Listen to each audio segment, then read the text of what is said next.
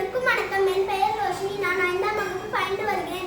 என் பள்ளியின் பெயர் ஏஎம் துரைசாமி செட்டியார் நிதி உதவி தொடக்க பள்ளி. என் உயிர் தங்கங்களே, நீங்கள் என்றென்றும் சிங்கங்களே.